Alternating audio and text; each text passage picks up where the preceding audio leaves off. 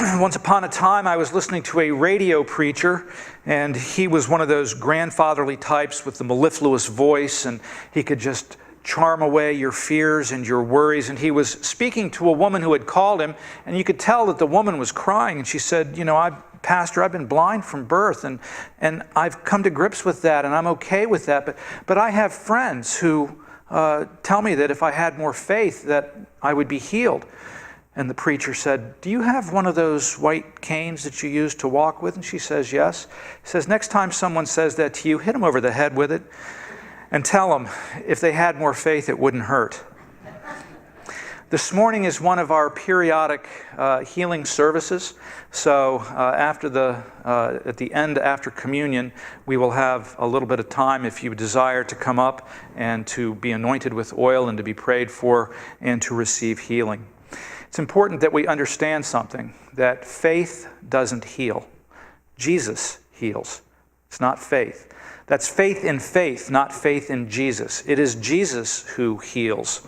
And so the same Jesus who was in our New Testament passage this morning from John 9 is the same Jesus who promises to be here as we have gathered together with him in his name. Tony Campolo, some years ago, came to a Young Life staff day and shared a story with us. And he was talking about he had been at a healing service and participated in the healing service. If you don't know him, he was a professor of sociology at Eastern University near Philadelphia. And so a woman pushed a wheelchair up to Tony, and so they shared with Tony that the man had terminal cancer and would he pray for this man. And so Tony prayed for him and anointed him with oil. And about a month later, the woman sought him out, went over to Eastern to find him, and came to thank him and said to him, I just wanted to let you know that my husband was healed, and I just wanted to thank you. And Tony looked around, and the man's nowhere to be seen. And he said to her, well, where's your husband? Oh, he died, but he was healed. You see, before he came to the service, he was just a mean SOB. He was an irascible man. He was mean-spirited and sharp-tongued and short-tempered. And after you prayed for him, he became gentle and kind and demonstrated gratitude for any small kindness shown to him. And while he wasn't cured, he was healed. We come to God and we expect a cure. We come to a healing service and we expect a cure in our own mind, as our own understanding of what that is and what that looks like and how that should occur. He came because he had cancer, but the cancer was a cancer of the spirit, not just a cancer of the body.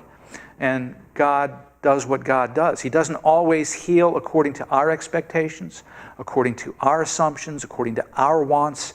He heals according to his purposes and his plan. And so we have before us this morning this text about this man who was blind from birth. Toward the end of the week last week, Teresa wanted to run the bulletins, and I hadn't sat down with the text yet. And so she said, what's the title? Blind Bart. That's a different passage. This is the man born blind, so sorry about that. So as Jesus and his disciples passed by, he saw a man blind from birth. And his disciples asked him, Rabbi, who sinned, this man or his parents, that he was born blind? If you've got your Bibles, let me encourage you, if you don't, to grab the pew Bible near you or under you or next to you and turn back a couple of pages to page 888. John chapter 3, verses 19 through 21. This is a theme that runs through the Gospel of John. It's also a theme that runs through the New Testament. Beginning at verse 19. And this is the judgment. The light has come into the world, and people love the darkness rather than the light because their works were evil. For everyone who does wicked things hates the light and does not come to the light, lest his work should be exposed. But whoever does what is true comes to the light, so that it may be clearly seen that his works have been carried out in God. There are two kinds of blindness in our text this morning. There is spiritual blindness as well as this man's physical blindness. And so John's got this theme, and he's going to run it out. It begins in chapter 1, verse 9. And the true light coming into the world has enlightened everyone. That's Jesus. And then this passage about light and darkness, and now the story about this man who was in physical darkness, physical blindness, but it's also about spiritual blindness. We'll come back to that, and you'll see how it unfolds. So as he passed by, he saw this man blind from birth. And his disciples said, Jesus, it's time for the theological textbook. Let's get the case book out. See that guy right there? He's blind. Was it because of his sin or because of his parents' sin? And Jesus will answer their question, but there's something that we need to understand first. He points out their spiritual blindness. Guy's sitting right there. They want to have a theological colloquy, a discussion of the theology of sin and punishment and judgment and blindness. And the guy's sitting right there. Hey guys, I'm right here. They didn't care about him. They just used him as a jumping off place to ask Jesus theological questions. And his disciples said, Rabbi, who sinned, this man or his parents? There wasn't a whit of difference between what the disciples believed and what the Pharisees believed. And so Jesus takes this opportunity to say, hey, he uncouples the idea of sin and punishment, sin and judgment. This is a thing that happens sometimes. And in this particular man's case, this happens that the work of God might be done in this man's life. So he blows up their theological categories, and he isn't blind to the man's need. Jesus does what Jesus does. So he bends over and he spits on the ground. Now this is the Sabbath. And we've talked about that. That's moving grains of dirt, which is plowing. And Jesus is violating the laws of the Pharisees. But it doesn't matter because this guy is a son of Abraham. He is a human being created in the image of God. He was created good by God. He is of inherent worth and dignity and value, and Jesus sees that. The disciples don't, but Jesus does. And so he spits some more, and he makes 2 little mud pies, and he makes an eye salve out of the mud, and he puts it on the man's eyes. And then he sends the man off to the well at Siloam. Siloam means sent, because Jesus is the light of God sent into the world, or is it because this man was sent to the well in order that he might become a testimony and a living parable for Israel and for the Pharisees? And so the man goes to the well at Siloam and he washes, and behold, his eyes can see. You know, it's not the miracle that Jesus gave sight to his eyes. I don't know if it's still true or not because I don't watch premium channels, but before, when I first got cable, I would go to HBO or something, and I don't get that, and I would watch it on my TV. Now, it came in through the cable into the house, but when I would watch it, the image would jump around and the colors would be all off, and then it would disappear, and then it would come back, and it would go from side to side and up and down. And because I didn't pay to have the code installed in the cable box, the signal's there, but it wouldn't interpret it correctly. So what Jesus did for this man was to heal him in mind, body, and spirit. Not only did he open his eyes, but he connected the cable box up so that the images were clear. There are some ophthalmologists. I did some little bit of research on the internet, and one guy said he has studied the annals of history, and he has looked and looked. He said in the last 10 centuries, in the last 1,000 years, there are less than 20 cases of people who were born blind who had their sight restored.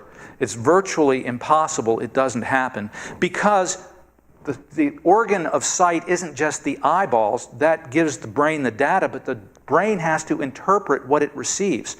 And so this ophthalmologist said that people who have had extensive periods of blindness, those who had sight, so that when they're in their childhood or in their infancy, and then they were blind from 20 to 40 years, that they struggle with mental health, mental issues. They struggle with depression, because their sight's been restored, but the cable box hasn't been hooked up. And so they don't know how to filter, and they don't know what to do with the images that they are receiving.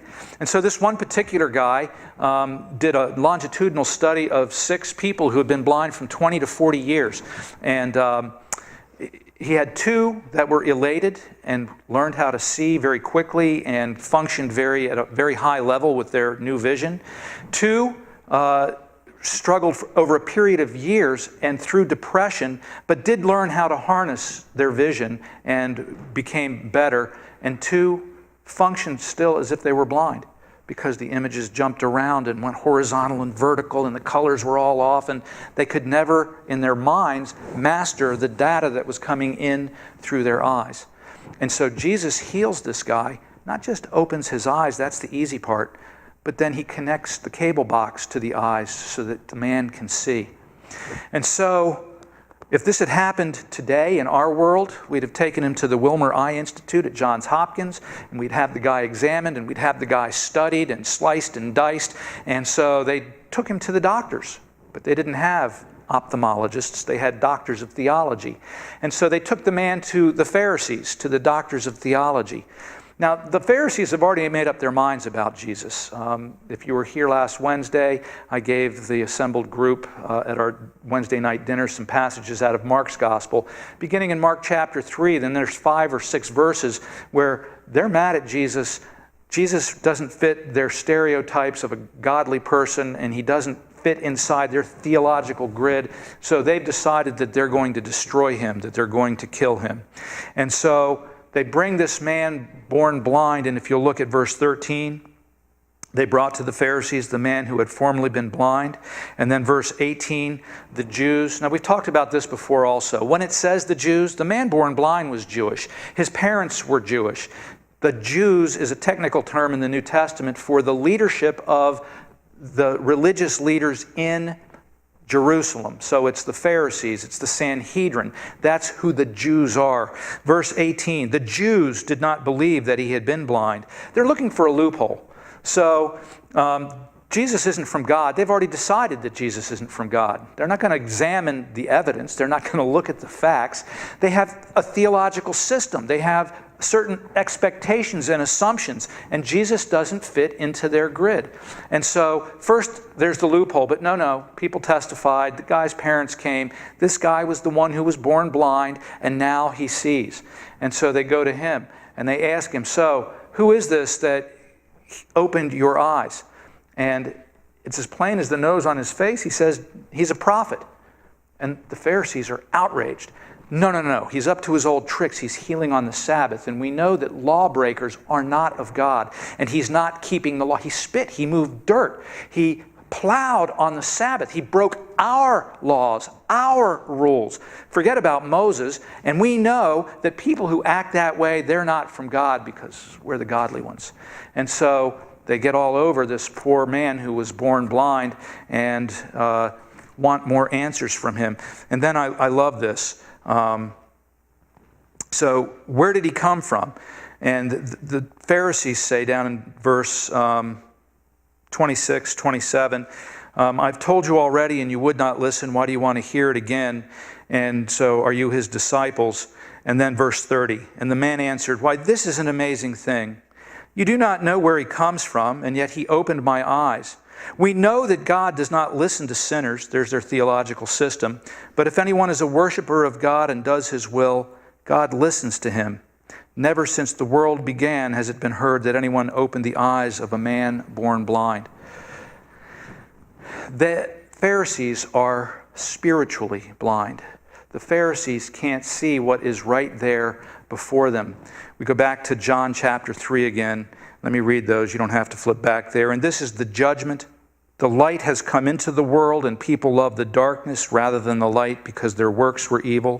For everyone who does wicked things hates the light and does not come to the light, lest his works should be exposed.